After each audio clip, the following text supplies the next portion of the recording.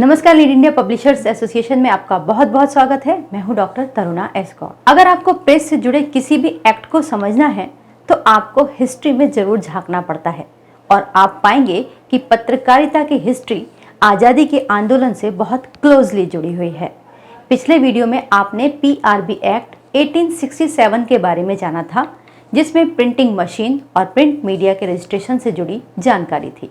इस वीडियो में आप PCI एक्ट 1978 यानी प्रेस काउंसिल ऑफ इंडिया का ये एक कानून है, press council of India act 1978, इसके बारे में जानेंगे।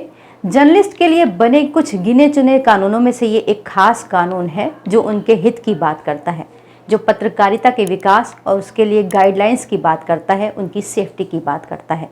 PCI एक्ट 1867 की प्रस्तावना में लिखा है, आप कंफ्यूज मत होइए, 1867 यानी बना ये 1867 में था और जब इसमें अमेंडमेंट हुआ तो 78 में अमेंडमेंट हुआ, इसीलिए उसका फाइनल नाम PCI एक्ट 1978 है।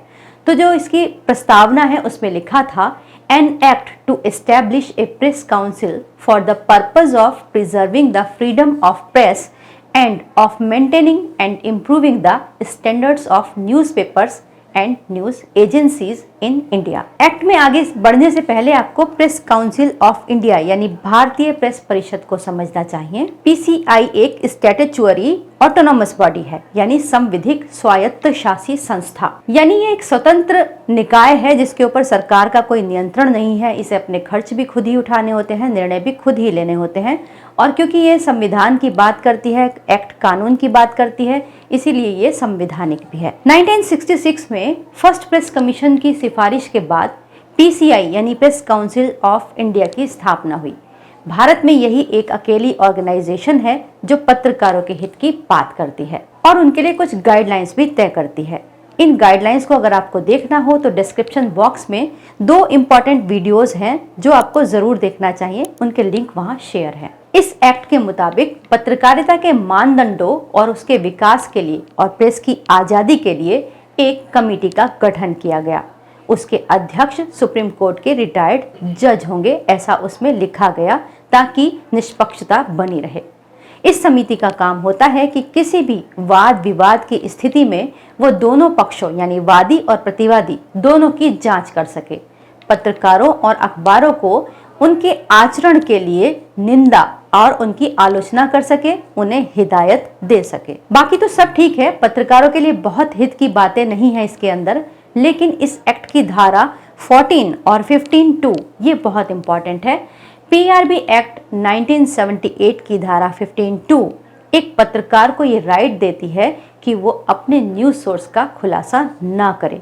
ऐसा करने के लिए उसे भारत के अंदर कोई भी कितनी भी बड़ी संस्था हो, शासन हो, प्रशासन हो, यहाँ तक कि कोर्ट भी उसको बाध्य नहीं कर सकता कि वो अपने न्यूज़ सोर्स को बताए, क्योंकि न्यूज़ सोर्स के बताने पर उसका ना सिर्फ न्यूज़ सोर्स खत्म हो जाएगा बल्कि वो खतरे में भी पड़ सकता है। तो यही वजह है कि इस एक्ट के अंदर ये प्रोविज़न है कि वो अपना सोर्स बताने के लिए बाध्य नहीं है। इसके अलावा PRB एक्ट 1978 के सेक्शन 14 में कुछ और सैलिएंट फीचर्स हैं जो आपको जानने चाहिए। सेक्शन 14(1) परिषद यानी कि PCI जो है उसको ये अधिकार देता है कि वो किसी भी newspaper, news agency, journalist, editor या किसी भी न्यूज़ की निंदा या आलोचना कर सकता है, उसकी भर्त्सना कर सकता है, उसे चेतावनी दे सकता है। सेक्शन 14(3) की उपधारा 1 में कहा गया है कि परिषद ऐसे किसी भी विवाद पर एक्शन नहीं लेगी जो पहले से ही कोर्ट में चल रहा हो। सेक्शन 14(4) की उपधारा 1 में और 2 में यह कहा गया है कि परिषद का जो भी डिसीजन होगा किसी विवाद में या किसी मसले पर, वो डिसीजन आखिरी माना जाएगा और उसे कोर्ट में भी चैलेंज नहीं किया जा सकता। सेक्शन 14 कुछ और भी चीजों को बताता है, जैसे व्यक्तियों को समन करना या फिर हाजिर कराना, उनके एफिडेविट की जांच करना, विवाद से संबंधित दस्तावेजों को मंगाना, उनका निरीक्षण करना, साक्ष्यों का शपथ पत्र पर लिया जाना, जांच के लिए किसी भी कोर्ट से पब्लिक रिकॉर्ड या उसकी कॉपीज को मंगाना और उनकी जांच करना, गवाहों या डॉक्यूमेंट्स की जांच करने के लिए कमीशन का गठन करना, ये सब उस स्थिति में करना होता है, मान लीजिए कोई बात हुई, कोई विवाद हुआ, जैसे किसी ने कहा कि इस अखबार ने ये खबर छापी, ये गलत है, इससे मेरी मानहानि हुई। तो इस तरह के जो मामले होते हैं वो पीसीआई में जाते हैं, और पीसीआई अगर कोई शिकायत करता है वहाँ पर, तब वो ये सब चीज़ें करता है, वो जांच करता है, वो आयोग का गठन करता है। इसके अलावा कई बार ऐसा होता है कि पत्रकारों को दबाया जाता है, उनके साथ मारपीट होती है, उन्हें धमकियाँ दी जाती हैं, या फिर उनकी हत्या कर दी जाती है। ऐसे मामलों में कई बार प्रेस काउंसिल ऑफ इंडिया की ये कमेटी खुद से एक्शन लेती है और उस पर एक आयोग का गठन करती है।